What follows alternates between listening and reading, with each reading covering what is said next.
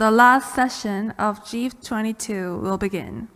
Please welcome our own co-moderators, Mr. Jin Yong Park, the Director of Medical Mission Center at the Yonsei Institute for Global Health, and Mr. Paul Choi, the Director of International Program at the Yonsei Institute for Global Health.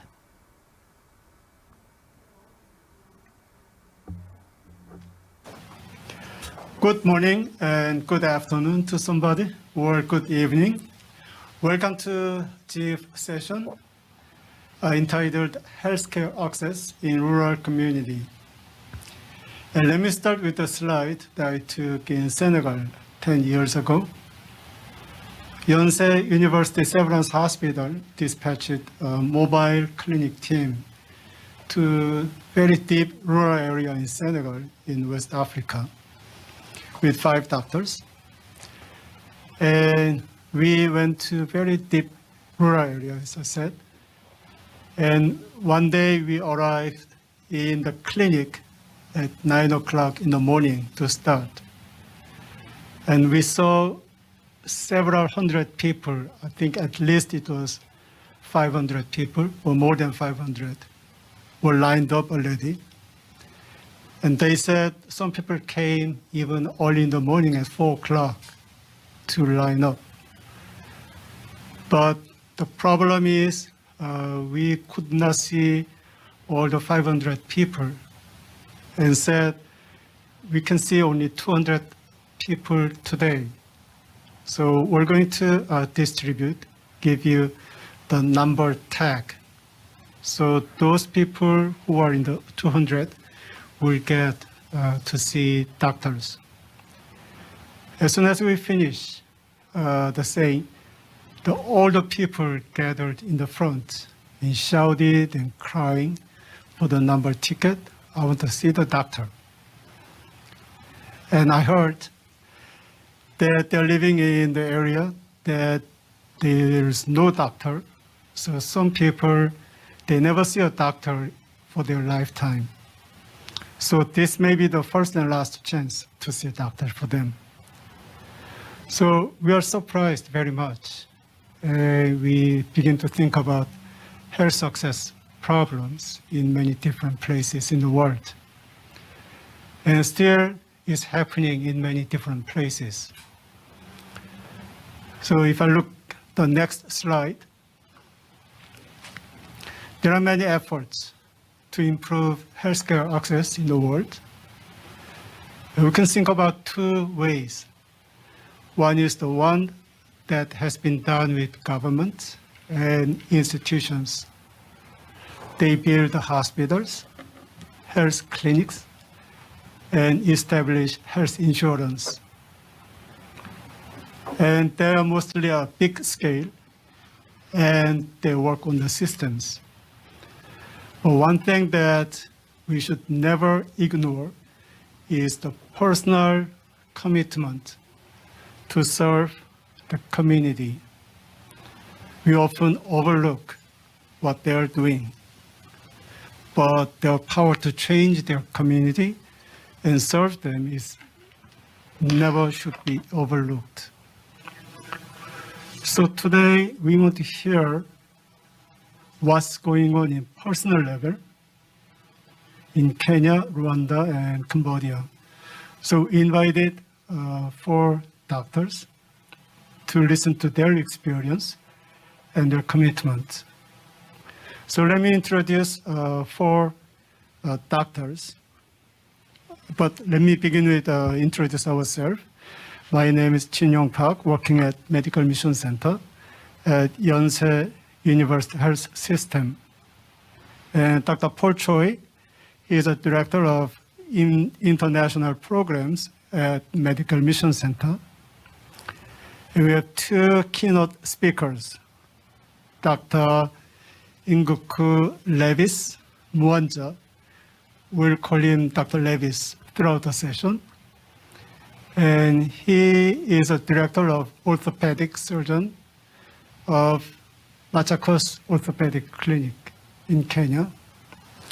And Dr. Speciosa Kimewe, and we'll call you Dr. Specky, for nickname.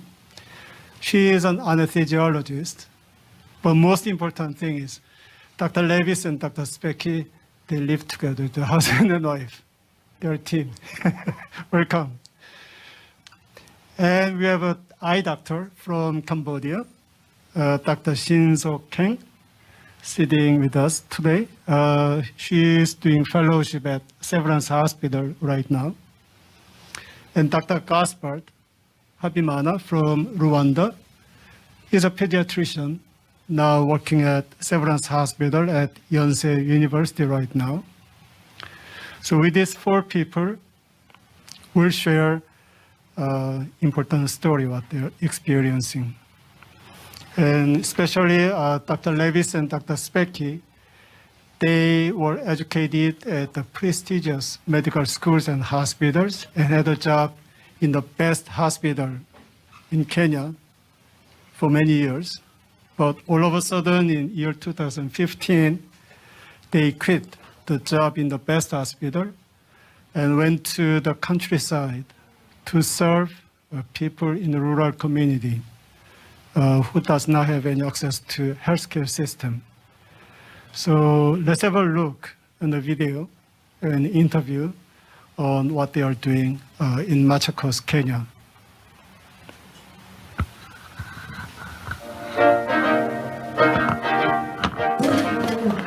Welcome.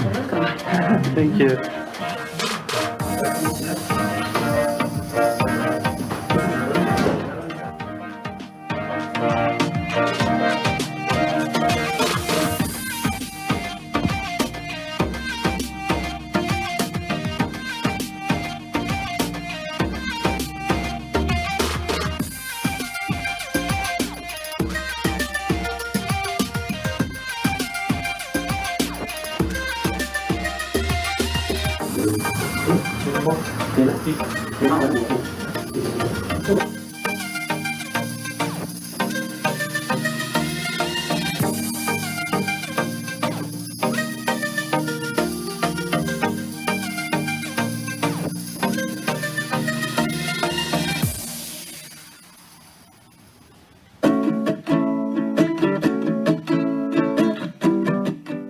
My name is Dr. Levis Nguku. I'm an orthopedic surgeon working at the Machakos Orthopaedic Clinic.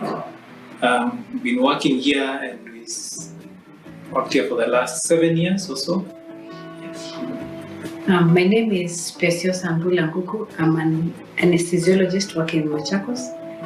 Yes, I work with him. We finished our IIF scholarship in July 2012. We ran it from April 2012 to July 2012. I had my fellowship in pediatric orthopedics and arthroplasty. I also joined him at the same time. I got to experience many things. I initially went with the thought I would do pediatric anesthesia, but the professors were so kind, I was able to experience pain, work in the pain department. I was also able to work with ENT and also pediatric urology.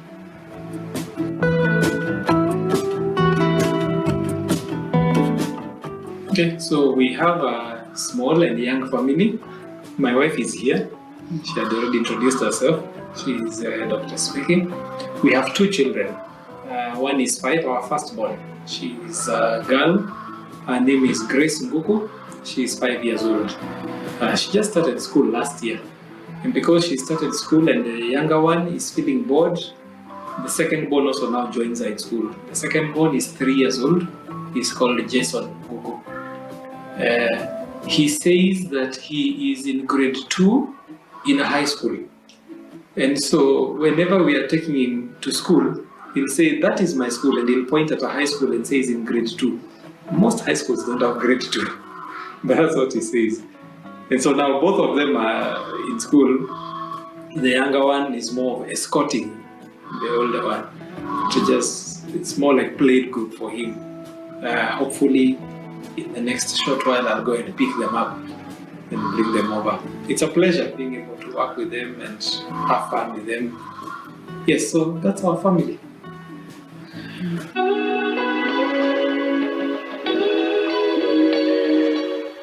We moved to Machakos from Kijabe in 2015. That's when we started the Machakos Orthopaedic Clinic. My wife usually tells the story better, so I'll let her tell the story. Okay. When we were working in Kijabe, we were working in a hospital that was started by Americans, just similar to Severance, almost the same time. But the challenge that we faced was that we were seeing people coming from very far away, around Machakos, which is almost 200 kilometers away. And they're coming for things that did not make sense. They were very, very small things. And so we're wondering how come they're passing many cities to come to seek help here. And so we started doing research to find out why are these people coming. And we realized because there was no orthopedic services. There was only one doctor serving a population of more than almost 5 million. And so we felt like there is definitely a need. But then what made us actually want to go is one day when we get a child who was playing with another boy. He's 13 years old. He had just finished primary school. He had started secondary school, high school. And so he was playing with a fellow boy, and the other boy pushed him and he fell down. Boys always break their hands, so breaks his hand. But unfortunately, where the hand is fixed, they put that plaster too tightly. And so his hand gets deformed. And so his hand gets deformed, he comes to the hospital where we're working to have the hand corrected. But unfortunately, he had a problem where the hand, whenever he gets any wound, it doesn't heal quickly. And so they had to do surgery. He gets an infection, so they cut the hand here, then they eventually amputated here. And so this is a boy who is 13 years old, ends up with an amputation, which totally changes his life, just because his hand was wrapped wrongly the first time. And so we felt we're in a hospital, there are 5 orthopedic surgeons, we are too many there. And so we decided, why don't we just leave and go to this rural area? And so we decided to come here, investigate, look for a place. Initially, the place was very small, and we were sleeping in the clinic. When we first moved to Machakos, we would sleep in the clinic. Yeah. So during the day, it is our clinic. In the evening, it is our home. So I did that for almost 2 years. Yeah. And so that was the reason why we left. Because one, the need. And then the other reason we found was that when we started investigating, we found that the cost of orthopedic surgery was very expensive. People don't have money. And so people will have to sell their land to be able to come and get care. So you've broken your hand, but you have to sell your land. Where is your family going to stay? Where are your children going to stay if you're going to sell your land? And so we felt like that is really unfair. And the reason of why orthopedic surgery was expensive is because there are no specialists. And then in orthopedics, we put implants, metal pieces. You've broken your bone, you get a metal plate and put screws in you. Those things are very costly. They're costing almost 5 times the amount that we would be able to do the surgery. And so we felt like if we are going to help this poor person in the rural area, we have to make these services affordable to them. If we buy these implants at almost $200 for this patient, we can buy it from China, that same thing, and it will cost around $10 to even at most $15. And so we felt that we can actually make orthopedic surgery, which is very expensive, to be affordable to them. And in the process, because it is affordable and people can pay from their pocket without having to sell their land, we're able to guarantee quality. We're able to get companies that manufacture in China who market and sell the implants to the European market. So you're guaranteed that the same quality that someone in Europe will get, which is CE certification, is the same thing that a poor patient in Machakos will be able to get. And so with that, we're able to make the cost cheaper for patients. And then the other last reason of why we also came is that we also realized that there was also problems with back pain. when you look at anyone, most people, most adults, they go to hospital because of back and joint pain. And because of these pains, they are not able to continue with their activities. They can't be able to work, they can't be able to go to school, they can't be able to support themselves. And so, with the knowledge that we have come across and the training that we received, we're able to do injections for them at a much affordable price. So finally, back pain, which was a problem for many patients, you'd find many of them come because of back and joint pain. And so we're able to use the knowledge that we've received from Korea to be able to help them. How were we able to do that? An injection which was costing almost $2,000, we're able to do it for almost $20. And the most expensive one is maybe even $90. And it's because of the things that we learned. And so we're able to transfer that discount to the patients. So someone who was not working because of back pain, they can now go back to work. They can now support their families. And so it's for this type of people that we came.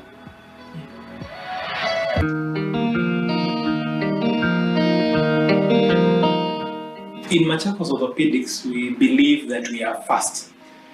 Fast being F-A-S-T. Fast because we want to offer fast service. Many times patients will wait for long for services. Most of our patients in Machakos will be treated in the government facilities, where somebody could end up waiting for surgery for 2, 3, 4 months. I have a lady who we're going to do surgery this week, who fractured her leg mid-September and was in hospital for about a month. When they saw they were not getting any treatment, they went home. They came to see us last week, and we're going to end up doing surgery on them this week. So we believe that we are fast and we push for that so that people can be able to go back to their lives quickly. Secondly, we are affordable. My colleague has explained that we were able to bring down injections from $2,000 to as low as $90. And it's because we've been able to figure out where are the expensive places. Is it in the implants? We find ways of making them cheaper. Is it in the doctor's fees? We make it cheaper. Is it in the drugs? We find ways of making it cheaper so that it is affordable to everybody. We want surgeries also being done efficiently and also being done the first time. So our S is in the surgeries, fast, affordable surgeries in time. We want our surgeries being done in time so that somebody can be able to resume their activities. And then when we say in time, it's so that we don't have somebody coming for surgery later when they have to get repeat operations. So for example, we end up with people who have come with broken legs and the bone is protruding out. They could have their surgery done in 2 weeks. That is okay. The bone will heal. But you see, it will take them a year to get to heal. But if it's done in time, where you break today and you're sorted out today, then within 2 weeks, they will be good enough to start resuming their normal activities. And so our philosophy here is that we are fast. We do fast, affordable surgeries in time. So sometimes my friends ask me why I choose to work in Machakos. If I worked in Nairobi, I would earn more money. When I was in Kijabe, I was earning a certain amount of money, but then here, maybe not as much. I believe we are working for a greater need. We don't work purely for money. We believe that we are missionaries here in Machakos. And eventually, as long as our children can go to school, I can fuel my car, and I see a difference in the community, then the money does not become as important. I had a lady who once came to see me, and she had knee arthritis. And she said that she had one son. For her to have a knee replacement done, it would have meant selling the piece of land that they live on so that she can afford the knee replacement, so that she can get better. The alternative was not have the knee replacement so that she can leave the land for her son when she eventually dies, so she can leave an inheritance for her son. And those are the kind of patients that we deal with.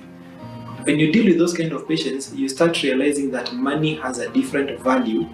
It is not in how big a car I drive. It is not in how big a house I live in. It is in making a difference in the community. And so choosing to work in Machakos and accept earning as a missionary, a local missionary, for me it's so that I can be able to make a bigger difference, be able to serve more people, be able to serve those that cannot be reached because they don't have the kind of money that is needed by many of the orthopedic surgeons or many of the specialists, and also be able to serve even the children with disabilities whose parents would not take them to hospital because the children can't afford, the parents can't afford. So why would I leave a very high-paying job to come to Machakos? That's a very important question. Sometimes I think I've just been realizing more and more that having the privilege of serving God is actually a bigger thing than just any money that can buy. Someone was once telling me that the only thing that I can go with people at the end of the day when I leave this world is people that I can go with. And so for me, as a missionary, it's an opportunity for me to be able to share God's word with my patients. And being in a place as a missionary here, that for me is the greatest wealth. And so I know that I am building my wealth I'm building a wealth that will last. The Bible says that build your wealth in things that will not rot, where no moth will eat it and no worms will destroy it. And so my wealth is in people. And what difference can I make in these people? And so the things that actually drive us is that if I have made a difference in this person's life, then hopefully when they look at my life, they will see Jesus Christ in my life. And because they have seen Jesus Christ in my life, they will desire to know this God who is in us.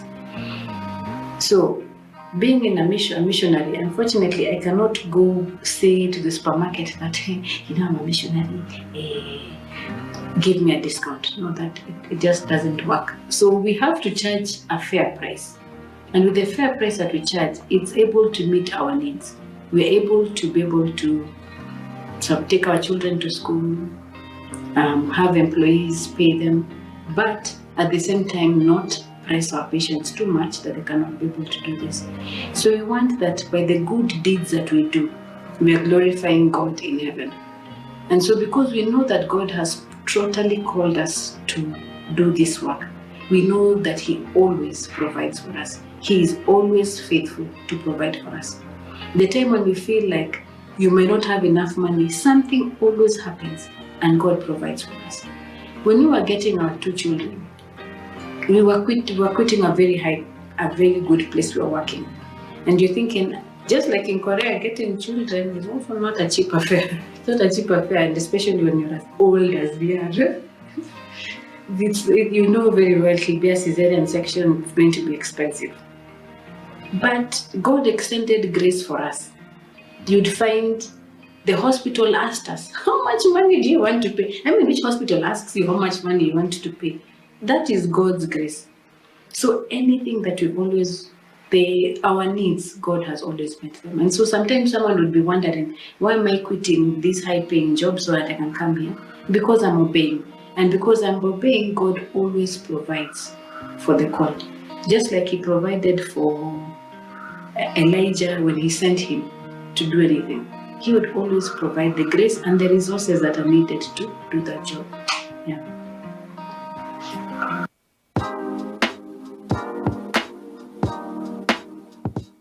So there was this girl, I think now she's almost 16 years old.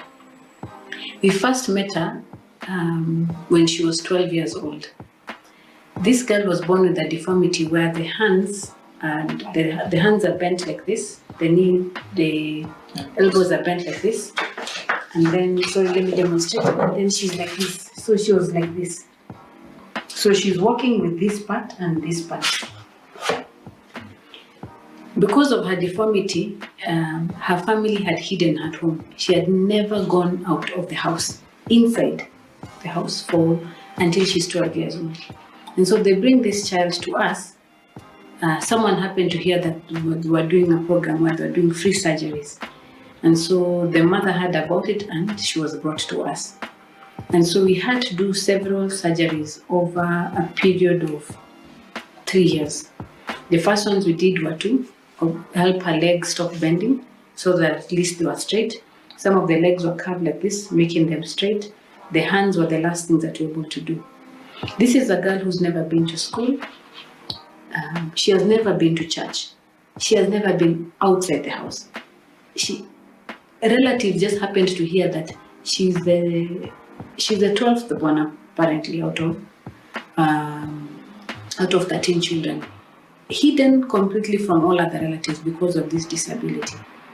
And so when we did surgery on her, it was able to restore her life.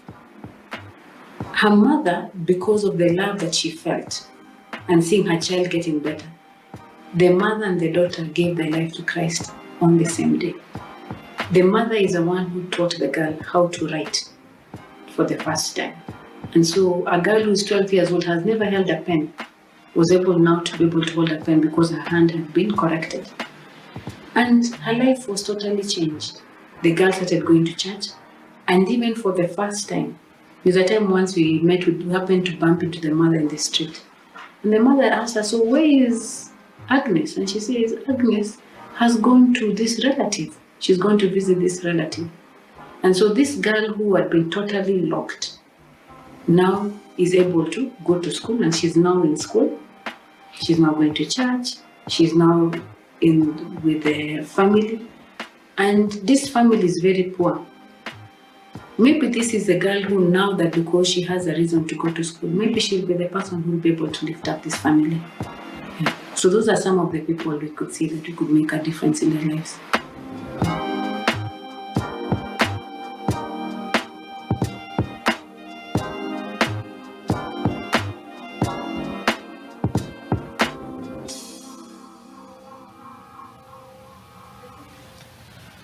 Thank you, Dr. Levis and Dr. Specky, for your sharing. I will not be able to forget your two patient story. One is good, one is bad. Bad first. One is a 13 years old boy who got a fracture on his hand.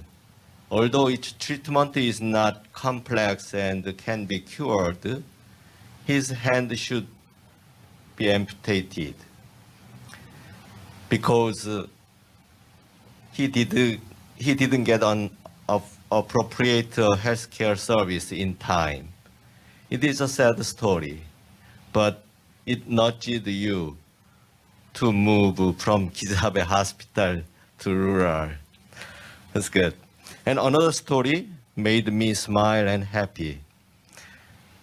At the end of your sharing, 16 years old girl had a deformity on her elbow and contracture her knees. The girl was staying in the room and she was totally locked. After several surgery at the Machakos clinic, she became able to go out of her house. Now she can go to school, she can go to church, and she can meet his family and relatives. Now she came to be able have her friends and live as a community. She got a new life. Her life is totally changed. I cannot imagine her life after that. What an incredible story. Thank you so much. Now I'm asking Dr. Sok-Heng, could you share your thought and feeling when you listen to their story? And how about your country in Cambodia? And please share your story. And if you have any question to the Dr. Levis and Specky, please ask them. First of all, I would like to thank you, Dr. Levis and Dr. Specky, for sharing your stories. And, you know, through your stories, that's very impressive of how you sacrifice yourself and devote yourself for your communities. And, you know, like you're sharing about a little girl's life from disabled until she can work and she can study. It's very impressive. And one point that you mentioned about the instruments that you can, you know, use the cheaper instruments, and then you can use that instrument to treat the patients for until they have optimal outcome. That's the point that we can learn from you. And anyway, in Cambodia, we have 8 national hospitals and about 98 referral hospitals and 1,105 health centers. Anyway, in health centers, we don't have enough doctors to work. So usually we have midwife and nurse. And the midwife and nurse, they supervise the community health worker, which is non-medical staff. And anyway, we found that 40% of the physicians and 74% of the specialists, they are currently working in capital city. In contrast, we found that 80% of the population are staying in the rural areas. So you can see the imbalance of both. Many people live in the rural areas, but many doctors are working in the capital city. So we really have the shortage of doctors and nurses who are willing to work in the rural areas. So as I'm a doctor, I hope that I have a chance to serve in the rural areas too. And, you know, like from hearing your stories very motivates me. Yes, and anyway, I have a question. So what can be the challenge of your challenge that you're moving from the urban to the rural areas? Thank you. Okay. The challenge that we faced from moving from an urban area to the rural area are several. First of all, one is having financially, you notice that it's a very big difference. You're used to earning a huge amount of money, and then suddenly now your salary is way, way lower. So that was a big challenge to be able to overcome. Another challenge that we faced, based also not only just also in financially, there are many things that come with that. There is a concern about if I get unwell, where will I get treated? And if I fall sick, will I be able to afford treatment? At the time at which we had quit our job, we quit and then we discovered that we were pregnant. And so of course that was a big, it was a challenge. And so before we realized that when we're cutting costs down by sleeping in the clinic floor, we realized now that we're expecting a child, we can't bring this child to live in the clinic. It's no longer necessary. And so we had to make some readjustments, start looking for a house. Of course, the house that we got was very, very tiny. The whole house was less than the size of our kitchen. Maybe a kitchen and dining room in our previous house. So of course you feel that embarrassment initially. So when your friends come to visit you, the place is so tiny. We had to sell almost everything. We had to sell. I think the only thing that we didn't sell was our car and the bikes, because maybe 1 or 2 chairs that were precious to us. And so of course that was a huge drop down in our lifestyle. You move into a new place, you do not know people, having to make new friends. But then God always prepares things ahead of you. And so even if it was a challenge about healthcare, our former employer was gracious enough to allow us to still use our health insurance until later in the year when we were able to be a bit more stable. And also from the video you heard that one of the hospitals, who they don't really know us at all, were able to extend grace to us. The other challenge that we faced, of course, is the social pressure you feel because of the friends that you had and the economic circle that you are lying in, and then now you come into a totally different place. And so you feel that social pressure. I don't want to call it peer pressure, it's social pressure. You're a doctor, why are you having a cracked screen on your phone? Why are you driving this same old car? The same old car that we had since the time when we began is what we've been using until now, even until now. And so people keep telling you, you're an orthopedic surgeon. You're the wife to an orthopedic surgeon. How come you're driving this almost 20-year-old car? And then you see when you park this car next to someone who's driving a very nice German brand, you feel a little bit small and you're wondering, maybe there's something wrong I'm doing. And so of course you feel those challenges, but then you realize that with time that as much as I feel these challenges, I know that what I'm doing is a good thing, and so that would give us comfort. And also with time, eventually we were able to buy another car, which not as expensive, but at least something that will be able to get us around. And so we realize that also some of those are the challenges we're facing. One of the biggest challenges we faced was in 2018, almost 3 years into the clinic. The way the clinic runs, it runs as a social enterprise where you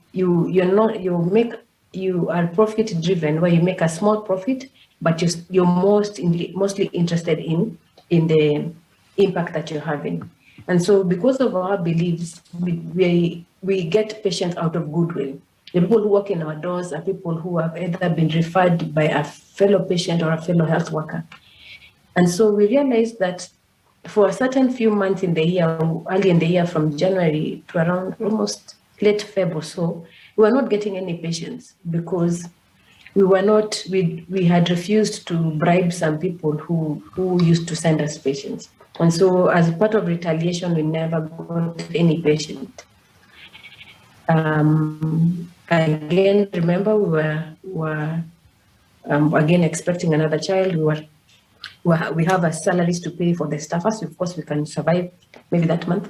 But then now you realize I cannot be able to have more money if don't bribe. And so we realized that we just have to trust God. And so one day we had a conference with ourselves outside the parking lot of the supermarket, and we were asking ourselves, what do we do about this dilemma?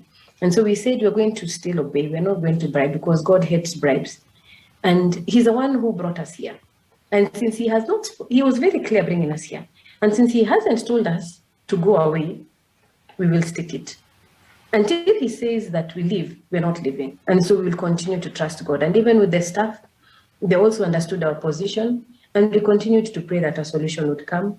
And after a few months, it opened up and we started getting patients. And now the good thing is that any patient who comes through to us and is referred by another health worker, people have gotten to realize that all these years down the line, we're not interested in bribes. We're not going to give a kickback, and we're not going to ask a patient to bribe us so that they can get preferential treatment. That what we're giving you is the right treatment, but there are no kickbacks. And so eventually we're able to overcome some of those challenges. The one for social pressure is still going on, but we survived. That one doesn't come to an end. Dr. Sokeng, one thing I want to just inform you that is, you don't have to feel alone when you see that a lot of the specialists are located just within the center of the country, or at least around the capital. A few years ago, we had some statistics that came out about the Kenya Orthopaedic Association.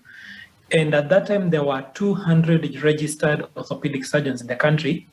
160 of them were located within the capital. That leaves the rest of the country to share the remaining 40.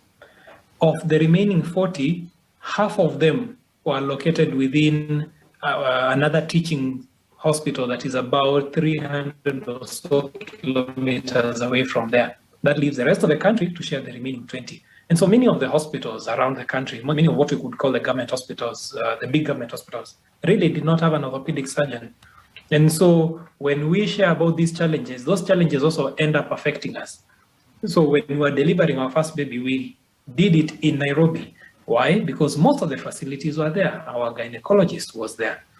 The same challenges follow the children. when it comes to children education, you start asking yourself, so where am I going to take my child? All the good schools are out there in the big cities. Then in this small town, I can't get a good place to educate my child. And so that has been one of the things that we've been even discussing within the last 1 year. And even to the extent of discussing among ourselves and thinking, why don't we even start a school so that we can solve that same problem for other, not necessarily health workers, but other people who want good education, but they want to stay within the peripheries and offer services in that area. So when one is thinking of moving to a place like that, there also has to be a lot of agreement between you as a couple. And if you're choosing to move alone, it may be wise to also discuss with your husband so that there is an agreement between the couple, because it can be challenging if you just go it alone. Thank you, Specky and Levis. By the way, how much does your salary decrease when you move from urban to rural area? At that time, it went down by 90%. 90%. Yes, so we're earning 10% of what I was previously earning. God has been gracious. So since then, we have slowly risen. We've still not got to what I was earning 7 years ago. But our combined salary is 70%. Yeah, she's telling me, because she does the maths, that our combined salary is now about 70% of what we were earning then. Thank you for sharing that. So now I'm asking Dr. Gaspard, you also share your thought and feeling after seeing the video. And you can ask to Levis and Specky. Thank you, Levis and Specky. I'm saying hearing your story is really touching, and not only being touching, but this initiative is inspiring to most all of us doctors all over the world. We should learn from you. And after hearing your story, I searched to look if you have similar initiatives in my country. Yes, I found some. Unfortunately, all of them are done by foreigners from developed countries. So this is what I learned from you. We should try to do similar initiatives in our respective countries. This, as I said, some of the foreigners, they do similar initiative. Like you have surgeons, and 2 surgeons, they perform different surgeries, including ventriculoperitoneal shunts for children who have hydrocephalus. This one actually is done at referral hospital, but they do this operation at health center level. You can imagine how it helps people who could not afford even the transport from the rural community to the referral hospital, which is in the town.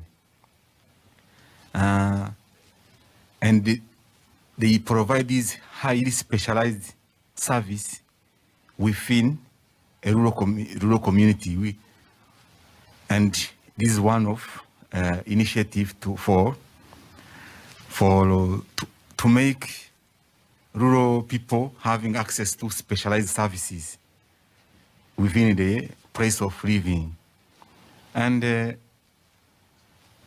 for locals, as I said, it is not done permanently. We have short term. We call them outreach programs, where let me give you an example. For example, a group of surgeons, they move from one referral hospital, they go together with the respective staff, I mean nurses, and they go with equipment they use in a surgery, and also they go with other team members like anesthesiologists.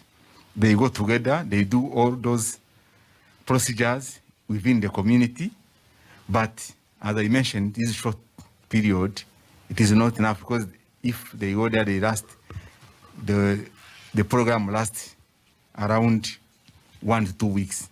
You can imagine the need is high. They don't satisfy all the need. Fortunately, the government is doing many efforts to make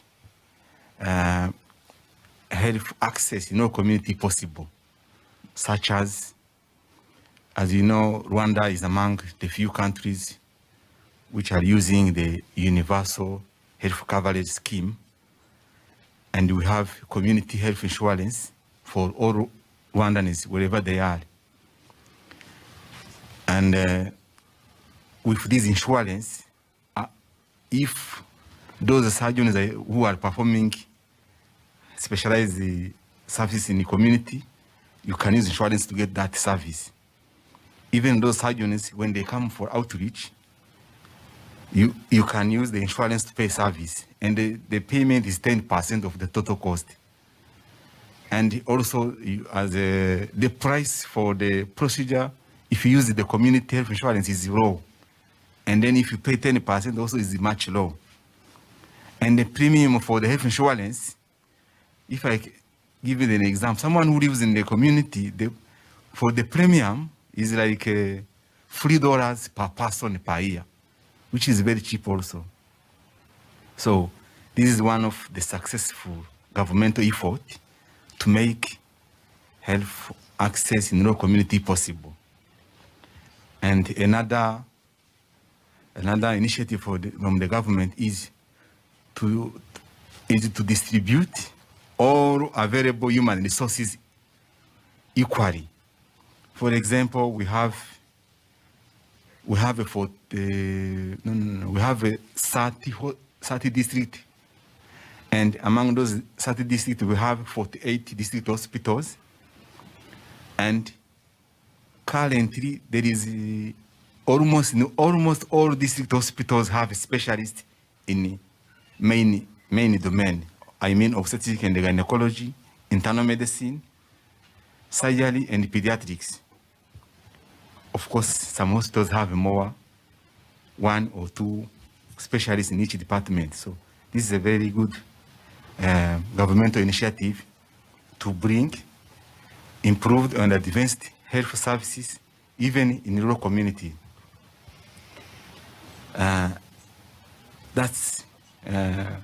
So as you can see, most of them are done by governmental rather than personal. So now I can ask you, can you share with us what motivated you to make such a decision? Because for me, it seems difficult, though it was feasible for you. Thank you. Thank you, Dr. Gaspard. I must say that Rwanda is doing very well. Are you accepting new citizens? I'm willing to move next week. Yes, we accept. We accept the but yes, new citizen, especially you who is orthopedics. You can accept you quickly. Yeah, but you must be doing. The government is doing a very good job. I must laud those efforts. Sure. And when we think of what Dr. Park had mentioned earlier, these efforts to improve the healthcare, partly being government, it looks like in Rwanda it's heavily on government, and in maybe other economies it's mainly on the personal commitment side. So Rwanda has gone a very long way in doing that, including also this community health insurance. That is much more in terms of the effort that has been put than even what we are seeing in Kenya, because we are doing the same in Kenya, but not to that extent. So to your question, what motivated us? Well, first there is what we saw when we were in Kijabe, and my wife, my colleague, has been able to share those kind of stories when we were talking in the video about the challenges that we noticed when working in the big hospital. But then because of those challenges that we noticed, we realized that if we are to serve people, then we need to be where the people are. And so to be able to serve those people where the people are, the only way was for us to move. when you think of those two stories that were highlighted, of the boy who did not get a very simple treatment of just a fracture that is in the forearm, which really should just have had a plaster applied and that would have been the end of it. Or this other girl who has been hidden from the community for 16 years and it takes them up to the age of about 14 or so to be brought for treatment and for it to make a difference in their lives. When you think of stories like that, then it motivates you to be able to move to a place like this. And then also for us, we consider it as a calling. This was a calling. It's a privilege to be able to come and serve God in a place like this. And so when we felt this move of God telling us, then it was easy to now go to my boss and tell him, there is this need. And we had a discussion with our employers long before we moved. I think we started the discussions even a year before. And the move was a progressive one. We did not suddenly just up everything and tomorrow we're all in Machakos and working. No. Because also we needed to retain a good relationship with our previous bosses, because this is a partnership that we were establishing, that by us moving to Machakos, we are going to serve the community in Machakos, but also serve together with a greater community. And so we could not just up and leave the places of work without somebody doing the work that we're doing. So we had discussions with them and told them that we expect that in the next 8 months, we'll be moving to Machakos. Kindly allow us a day or two to be able to be serving in Machakos. And they were gracious enough to allow us to do that. And then over that period of 8 months, we were able to train people to take up our roles in our previous employment as we increased the work here. And so because we're looking at it as a partnership, then at least we got grace from not only just God, but also from our employers. And then eventually, what we wanted was to improve the quality of life of our patients. And I think I'll let my wife explain this point better. You know, for some of us who work a lot in theater and we prefer to work with a knife, we may not be able to explain a point very well, but she spends most of the time talking with the patients. And so take over. So seeing our work as what motivates us is realizing that we see our work as a calling, and not a calling itself is just that's not only enough, but you feel like there's a little bit more that you can be able to do, and being able to make a difference in someone's life.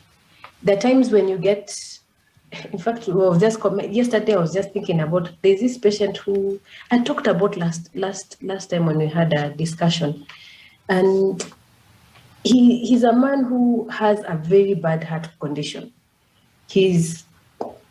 When we first met him, we met him almost 4 years now. 4 years now. And the first time when we met him, I've never forgotten him. He's an old man, 83 years old at that time, and had a very bad heart. When I remember the comment that the sonographer gave when they wrote the ECG report, they said this patient is too weak to survive anesthesia. You know, everything that could go wrong in the heart was wrong with him. His valves are messed up. The heart function, the way it pumps blood is messed up. It's, instead of it being above 50%, he's operating between 25 and 30%. And he has uncontrolled high blood pressure. The heart is weak. Both sides of the heart are weak. And miraculously, he's walking. And now he wants to have surgery. And all the things that I would think I would need to be able to do surgery on him, I would need a place with an ICU. I don't have an access to an ICU. He needs all these nice blood pressure medications, which we do not have. And so he's saying, when I broke my leg, I've been suffering for the last almost 9 months, and no one wants to touch him. Every time he's told to go to the National Hospital. When he goes to the National Hospital, unfortunately, because of the queues just to be able to get an appointment, it's been months. And so he's frustrated and he's saying, I want you to do surgery on me and to help us. Now, if I was in the big city, the amount of money I would charge for anesthesia might even be more than the surgeon, because issues that he has, yeah, I could say I could almost charge maybe $30,000 equivalent because of his heart issues. But this man is poor, he has no money. He has this social health insurance, which pays maybe $300 for the surgery for the two doctors to be able to split. So maybe 150 for both of us. So this man, there is no way he'll be able to afford to see us if we were in our previous setting. And so we see that we can be able to make a difference to this gentleman that is called Philip. And not only once, he's come for repeated surgeries. Even as late as yesterday, we had to do a different surgery on him, not orthopedics. He came for a totally different issue, related to general surgery. And I remember like last week, he before he had a little bit more money, he was able to purchase things like an epidural catheter. He'll be able to pay for that. But now he doesn't, he says he's completely wiped out. He doesn't even have money for that. And so we can be able to make a difference in him by saying, you know what, why don't we do his surgery for free? We're not going to ask him for a single cent. We'll actually buy the medication for him and do this. And being able to do these things without bureaucracy has been some of the motivation for us. And being a practical help to people. There's this very nice verse that is in Proverbs that says, do not withhold good from those whom it is due, when it is in your power to act. So you can actually be able to do good just with the power that you have. You may not have access to some of this nice equipment, but if you maintain a good relationship with people and you share your story with people, they'll be willing to help. I usually tell Levis that one talent that I am very good at is I know how to ask for things. With my former workplace, I usually tell them, when you're clearing things from the store, before you throw them in the dustbin, please tell me, I come and look at them. Yeah, and I see what they have. And because of that, sometimes you're able to get some few equipment that you can be able to fix here and there, and it helps. Yeah. Thank you so much. That's time is so fast. I didn't expect it so fast, but let's give all the panelists and then keynote speakers. Please give your suggestion how to improve the healthcare access in rural area. Yeah, and then please give us some closing comment, each one of you. Who's gonna start this? So, Dr. Sokheng? Or I can start. Yeah. To improve the rural areas, you know, this question is such a very difficult one because, like, it's the problems that occur in every country. But I want to share some point, like, it's the work that we need to work together. The government, the human power, like doctors, nurses, and the people who live in the community themselves. So in the government, I think the government should like invest more in health facilities and increase more access for the transportations, and also motivate or maybe can increase the salary for the people who are willing to work in the rural areas. And the human power, you know, that's very difficult. So how can we find the doctors who are willing to, you know, commit themselves and sacrifice like both of you? Is very difficult. And for one more point is about the social medias. I think we can include some education in the social media that's very helpful. So, and for my conclusions, you know, your stories motivate me, and I believe that a lot of patients, a lot of people will be, you know, will be helped from both of you. And I wish you all the best. Thank you. Thank you. And Gaspard, Dr. Gaspard, I remember that Gaspard always say, my respected country, Rwanda. So I know you're very proud of your country. So please give your suggestion. Thank you. To improve health access in rural community, for me, I think many government or other non-government institutions should emphasize on improving infrastructures in the community, including schools, including good roads from city to community, and also constructing hospitals in rural areas. These will attract many doctors from the city now coming to work in a place where they can feel like infrastructures are advanced the same way to town in the towns. So I can, if I had the opportunity to take a decision at the governmental level, I can work on those points, hoping they will attract more doctors to come and work in rural communities. Thank you. Thank you. Dr. Levis and Specky, can you add a short comment for suggestion? So if you go into many of these rural hospitals around the world, you will usually find that there is a doctor who is willing to work there. He may not be there at that time, but eventually there's a doctor who's willing to work there. And so my look on it I would look at it from the description that Dr. Gaspard gave of if there's already somebody there, then now let us look at a way of training the doctor who is locally there. So I'll just give a short story of what we've done in the last 8 or so years. Our colleague of ours works in West Africa in a very rural hospital. He lives about 900 kilometers from the capital city. And so over a period of about 8 years or so, we have been working with him to improve the skill that he has concerning certain surgeries. And when we started going there, we would do maybe 10 or so surgeries with him.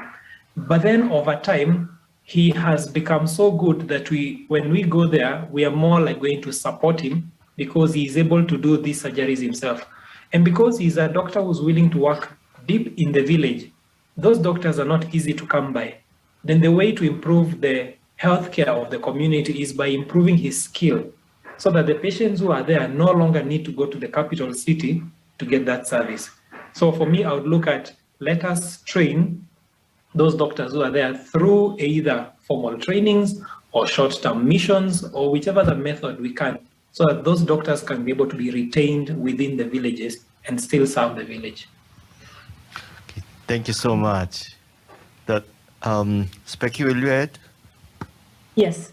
I would say that another way that is practical is also mentorship. The doctors who are in rural areas are usually cut off from other doctors, and so it can be discouraging for them to continue to stay there. So if you know there's some who are involved in working in the rural areas, maintaining a relationship with them and helping them in their challenges, sometimes it may not necessarily be monetary wise, but having an ear to listen to them without being judgmental is something that is of benefit. And also in medical school, I think it's a wonderful place for you to be able to train the future doctors who will work in the rural areas. Levis did not grow up in a very rural area, neither did I, but in medical school, we're able to meet doctors who have worked in rural areas and were mentored by them. And one of those doctors worked in a mission hospital in a rural area for many years. And so because he was constantly in touch with Levis, he was able to reproduce himself and his values in Levis. And so even now, Levis will also be able to do the same with other people. Just like in the Bible, Jesus worked with 12 disciples. So if you are involved in global health, getting students who are interested in global health and following them up over several years will be able to impart that desire in them. And those are the people who will stick. So you start on them at an early age. Thank you so much. It is a not small personal step for your Specky and Levis family to move from urban area to rural area. That, however, it is not tiny, but there is a significant footprint to save a lot of people and restore thousands of patient life and build the health community. So thank you so much for your sharing, and panelists. We're gonna give us Dr. Park, please. Yeah, thank you so much for sharing your story. So we'll all touch it. And Dr. Levis and Specky, and Dr. Heng and Dr. Gaspard. I would like to close the session with the word in the Bible to encourage you and to bless you. So we wish and we hope in the near future that we'll reap the harvest. Let me see the slide. And it was in Galatians 6:9. And let us not grow weary of doing good, for in due season we will reap if we do not give up. Thank you again, and I wish we had more time, but it's too short. But thank you, and God bless you all. Thank you. Thank you. Thank you, Levis and Specky. Ladies and gentlemen, that brings us to the end of the Global Engagement and Empowerment Forum of 2022, prepared by the Yonsei community. We hope that you will continue to be engaged with our concerted effort for our common future. Now, please welcome our dear member of Yonsei University, the Director of the Institute of Global Engagement and Empowerment, Professor Yong Park, for a closing remark.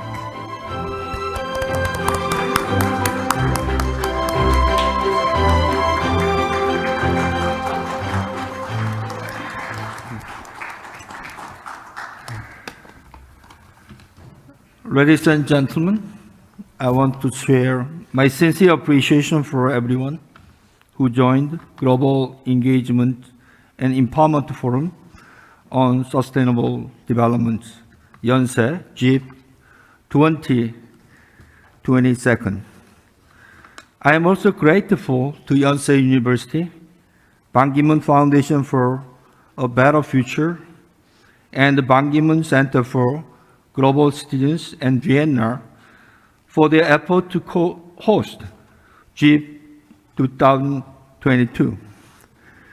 Thankfully, on the theme of Remember Our Common Future, GEEF 2022 could consider and discuss the multiple perspectives of the 2030 Agenda for Sustainable Development with you through diverse sessions such as the keynote speech and a special session in regard to the past, present, and future of Sustainable Development Goals.